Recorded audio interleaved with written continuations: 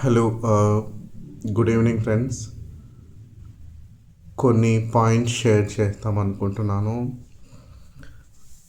మా పత్రి సార్ ఇచ్చిన శ్వాస మీద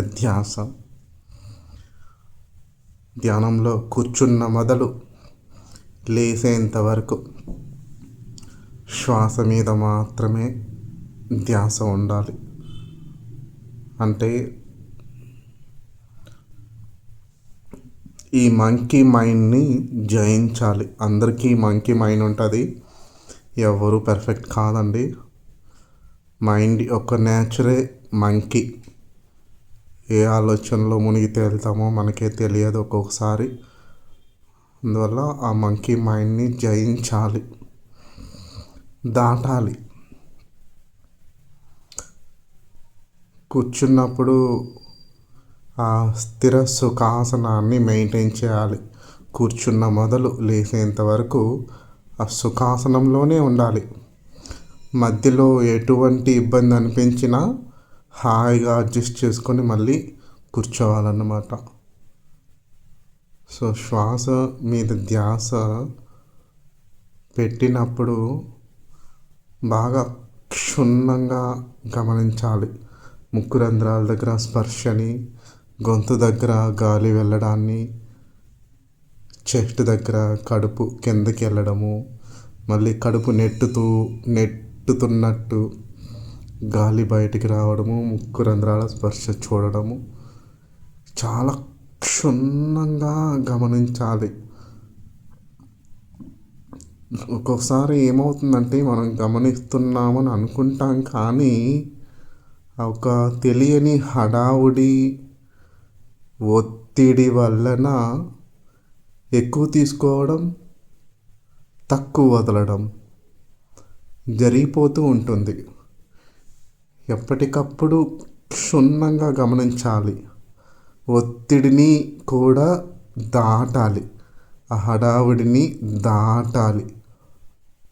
గమనిస్తూ అది సహజమైన శ్వాస వచ్చేంత వరకు గమనించాలి. ఒత్తిడిని, హడావుడిని దాటి లోతుగా గమనిస్తే కనుక శ్వాస లెంగ్త్ మీకు తెలుస్తుంది.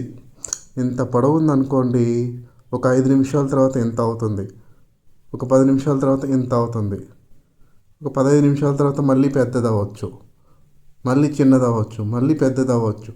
ఉన్నది ఉన్నట్టుగా గమనిస్తూ పోతూ ఉండాలి.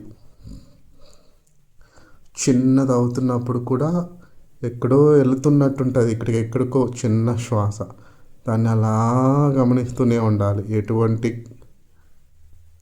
కంట్రోల్ చేయకుండా.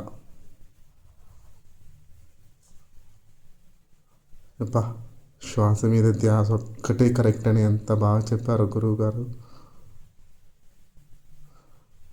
క్షుణ్ణంగా గమనించాలి. ఆలోచనలు వచ్చినప్పుడు తెలిసిపోతుంది, మీ శ్వాస వేగం మారిపోతుంది. ఆలోచనలోకి వెళితే వెంటనే తెలుసుకోవాలి, ఓహో ఆలోచనలో ఉంటే నా శ్వాస ఇలా మారిపోయింది అని తెలుసుకొని మళ్ళీ సహజమైన శ్వాసలోకి రావాలి. కాబట్టి ఆలోచనలు వెంట పోవాల్సిన అవసరం లేదు కదా ధ్యానంలో ఉన్నప్పుడు. ఆ విధంగా గమనిస్తూనే ఉండాలి.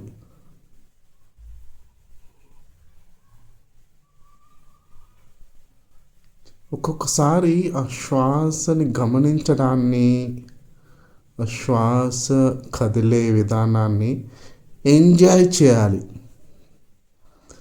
ఎంజాయ్ చేస్తూ గమనించాలి. ఏదోలే అన్నట్టు ఉంటే ఏదోలే అన్నట్టే ఉంటుంది. ఒక చిన్న పిల్లవాడిలాగా ఎంజాయ్ చేస్తే, నమ్మితే ఖచ్చితంగా ఫలితం అనేది అతి తొందరలో వస్తుందన్నమాట. కాబట్టి తొందరపడకండి, ఆవేశపడకండి, తొందరగా నిర్ణయాలు తీసుకోకండి, ఓర్పుగా ఉండండి.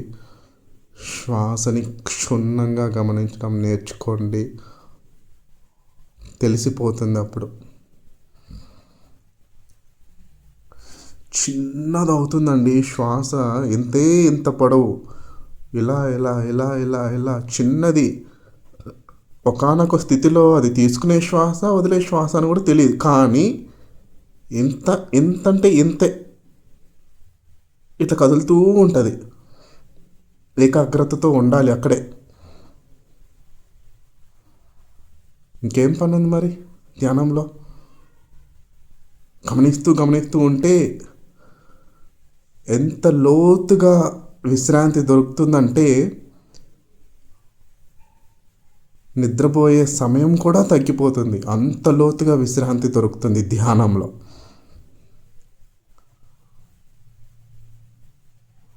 నిద్ర రాలేదు, సుఖమైన నిద్ర రాలేదంటే ధ్యానం చేస్తే చాలా అంటే చాలా సుఖమైన నిద్ర వస్తుంది. ఇంకా ఎన్నో ప్రయోజనాలు ఉన్నాయి ధ్యానం వల్ల. కాబట్టి శ్వాస మీద ధ్యాసని గమనించాలి. Thank you friends. ఈ మెసేజ్ చెప్పడానికే రికార్డ్ చేశాను. Thank you.